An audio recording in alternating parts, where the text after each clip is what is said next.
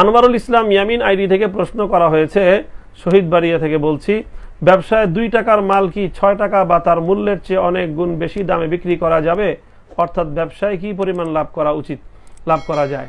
প্রিয় দর্শক, ব্যবসার মধ্যে এই পরিমাণ লাভ করা উচিত যেই পরিমাণ লাভ করলে ক্রেতা এবং বিক্রেতা কারোরই ক্ষতি হয় না।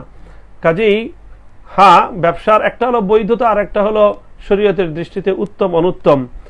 যদি কেউ 2 টাকার জিনিস 6 টাকা বিক্রি করে, এটা যদি সে চুক্তির মাধ্যমে, কথার মাধ্যমে, কথাবার্তার আলোচনার মাধ্যমে নির্ধারণ করে বিক্রি করে, এটি বৈধ হয়ে যাবে এবং এটি হালাল হবে এবং এই সম্পদ তার জন্য ভক্ষণ করা জায়েজ হবে।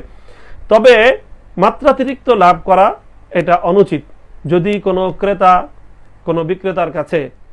বিক্রেতা যদি কোনো ক্রেতার কাছে অনেক বেশি মুনাফা নিয়ে কোনো পণ্য বিক্রি করে, আর পরবর্তীতে যদি ক্রেতা বুঝতে পারে যে সে অনেক ক্ষতির সম্মুখীন হয়েছে, তাহলে এটা যদি তার মনের মধ্যে যদি কোনো দুঃখবোধ সৃষ্টি করে, তাহলে এটা বিক্রেতার জন্য একটা ক্ষতির কারণ হবে।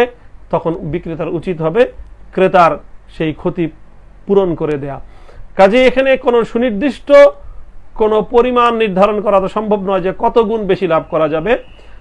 সাধারণত লাভ ততটুকুই করা উচিত এবং ততটুকুই করা যাবে যতটুকু লাভ সমাজে এটাকে স্বাভাবিকভাবে গ্রহণ করা হয়।